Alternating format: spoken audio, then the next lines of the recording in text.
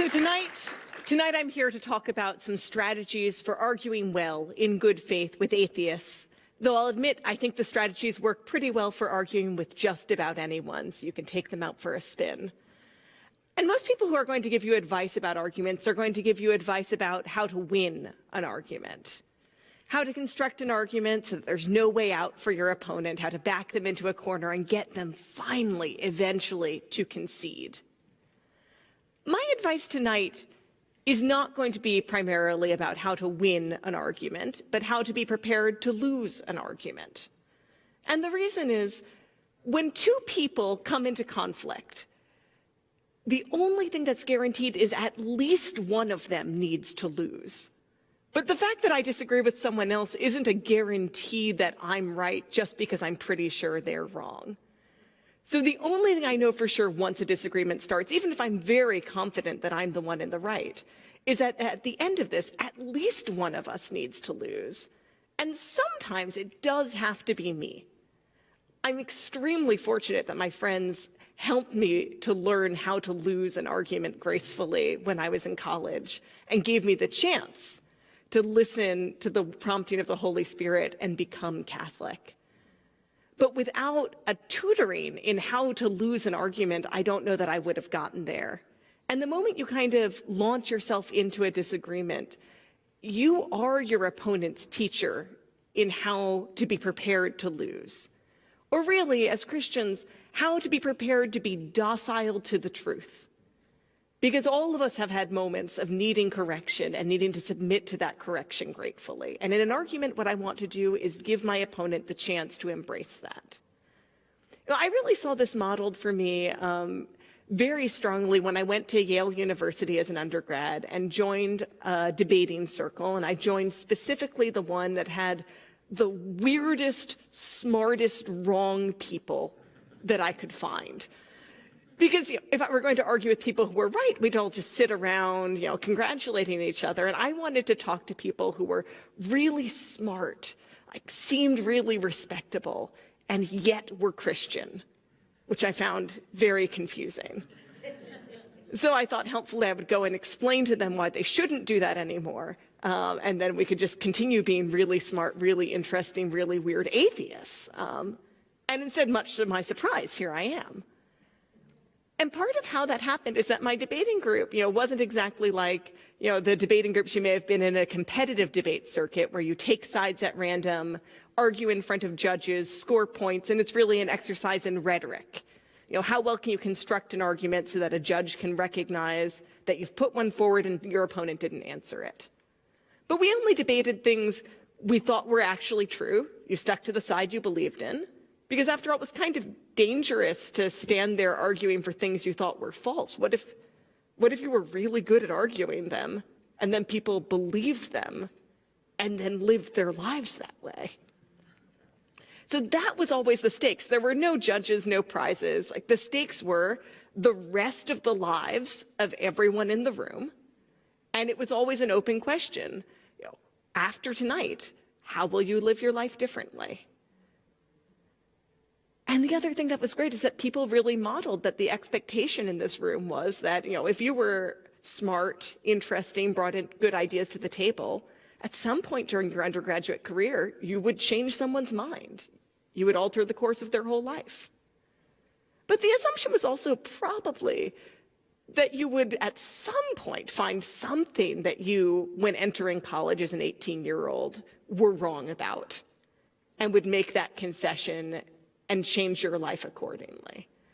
Sometimes that might be on enormous, entire worldview-altering things like me, who changed my mind about religion. Sometimes people made smaller concessions about how a hypothetical monarchy should be structured. So I won't say we were always debating for the highest stakes, but there was always an assumption that debate involved putting your ideas on the line and putting them at risk. Now, hopefully you guys here tonight are willing to do that, and folks on the live stream are, but your interlocutor may not.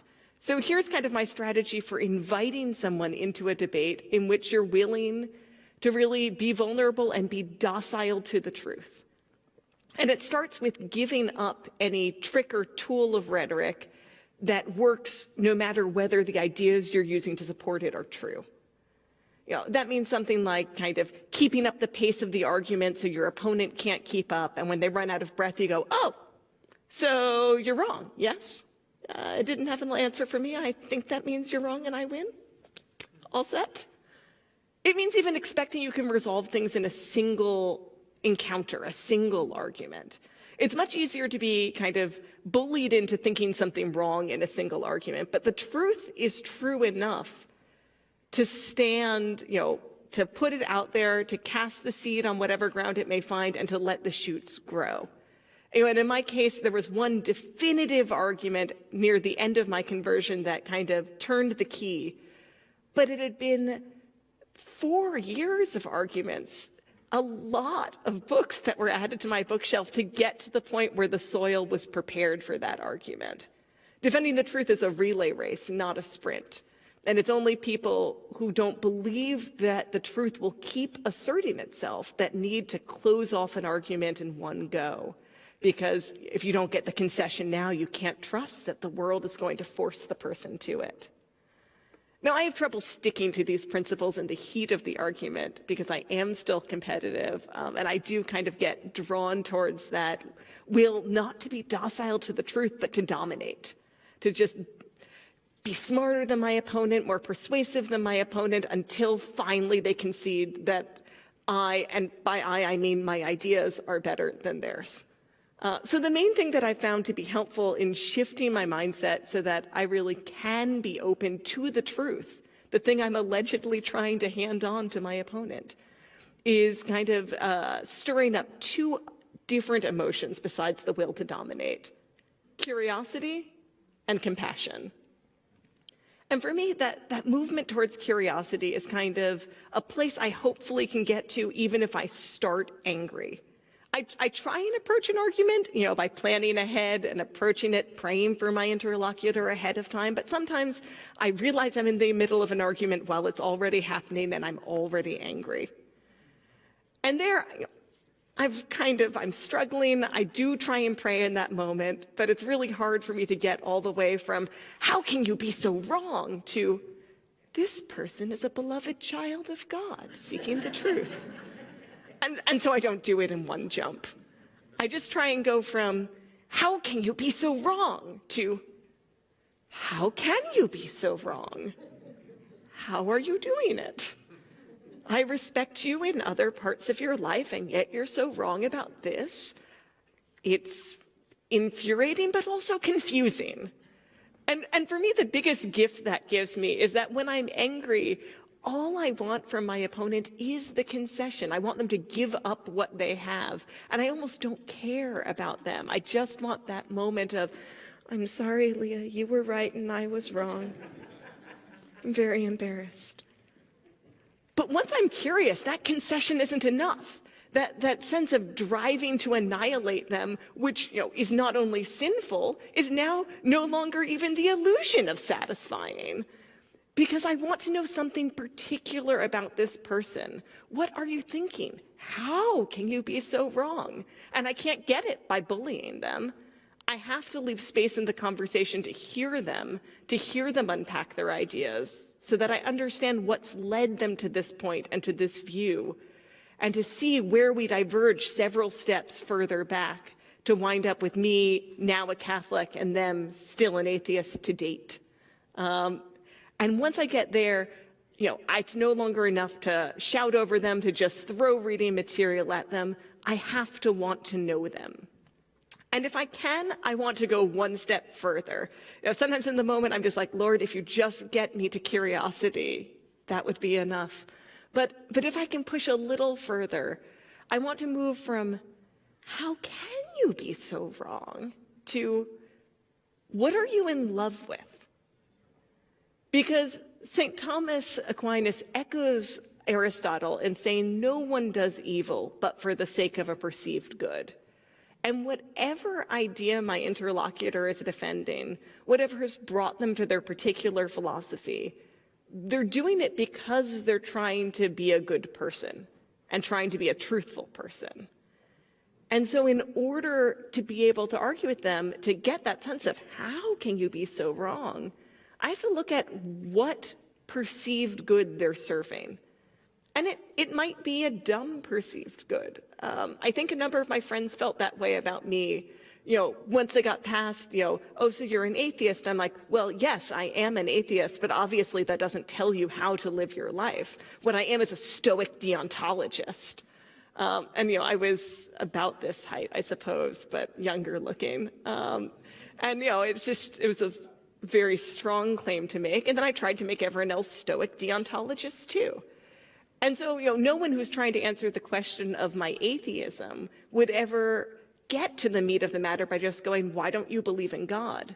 Because it wasn't my disbelief in God that was organizing my whole life. It was my desire to know truth and do good. And my ways of going about it were classical, but a little bonkers sometimes. So it was kind of by coaxing out that desire I had for truth, for goodness, and ultimately also for beauty, that my friends were able to make the argument against my atheism, not just by attacking the philosophical supports for atheism, not just by attacking Stoic deontology, because that only got me as far as virtue ethics, though that helped, but by really saying, you've got the right idea here, Leah. You should want to know the truth. You do want to do good. We just disagree about how you should be doing it. And when you can get to that point with someone, that point of agreement, the view of them really loving what you love, loving a perceived good that maybe is a true good, but they're serving it in a way that isn't ideal. Loving something that is only a perceived good, and the more you look at their fire of their love for it, the more you realize you want that love directed towards a true good. You could never want that moment of, I'm so sorry, Leah, I was wrong and you were right. I promise not to have any more feelings about anything unless you give me permission. Because I would have quashed that love. At worst, my opponents are like Don Quixote, nobly sallying forth to claim a washing basin as a helmet. And when I see the ardor of their love, I can't wish to strike their helmets, their philosophy simply out of their hands and leave them empty. I say, you are a beautiful lover, and you have chosen a very strange object for your love. But all I wish to do is kindle it and redirect it. And that's kind of always the opportunity we have when we find ourselves in the middle of an argument. It's not just a matter of defending the truth by itself. God is truth. God is sufficient. God doesn't need our defense. What the person we're arguing with needs is a chance to know the truth and to love the truth and to get a sense of what that entails. So when I'm doing this, I'm trying to help my opponent do what I'm doing, to have that sense of curiosity and compassion. But aside from sometimes making them go to my talks or having you guys convey these messages outside the fight, so that by the time you're fighting, they're already interested in how could you be so wrong. The other thing I find that really helps just is making arguments comfortable and making them part of my friendship. In our college debating group, we did debate once a week, Thursday night, from about 7:45 to I usually left by 1 or 2 a.m., so I can't say for sure how late we went.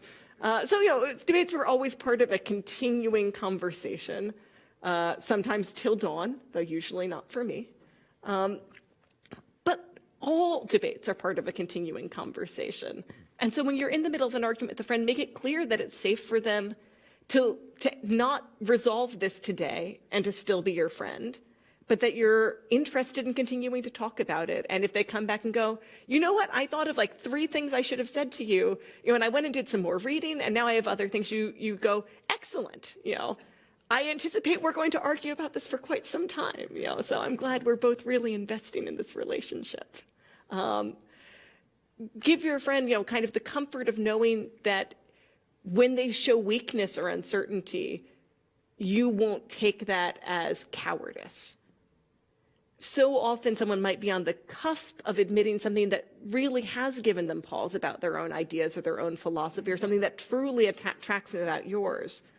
But in every other argument to this point, the ones they've had, the ones they've seen on TV, the moment someone says, yeah, I do struggle with how to resolve that, is the moment the other person goes, so you're wrong and you're stupid. And if you want someone to know that it's safe to explore their doubts with you, you again have to be the one to model that by being willing to say, especially when someone asks you hard questions, I don't know the answer to that off the top of my head.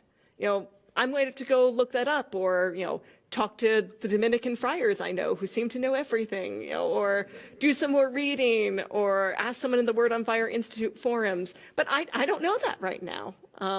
Or even the harder thing, I think, than simple ignorance is, yeah, that bothers me, and I haven't figured out completely how to resolve it. That troubles me, and it's not enough to shift the balance of my faith, but you're right, that bothers me too. And it's kind of by giving that demonstration that we open the door for our interlocutors to share what are kind of the most private parts of their heart, what they truly love and they're trying to defend, and the fears they have that they might be doing the wrong thing.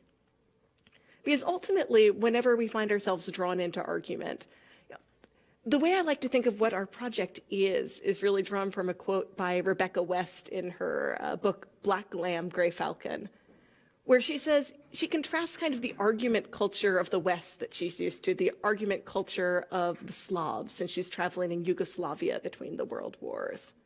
And she says, with her penchant for broad generalization about culture, in the West, conversation is thought to be an acceptable way of sharing information or passing the time. But among Slavs, it is thought to be a waste if the people do not pool their information to travel further towards the redemption of the world. And that's ultimately what I think every argument is. An argument is a chance to move towards the redemption of the world, towards making all things one in Christ. Whether it's an argument that obviously hinges on who he is, when we speak to someone else about their disbelief and we try and get them to be interested in wondering whether Christ is in fact the way, the truth, and the life.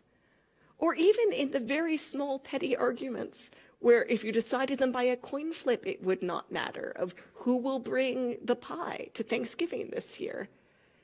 Each of those is an invitation to renounce division and ask to be part of Christ's work of redemption of the world.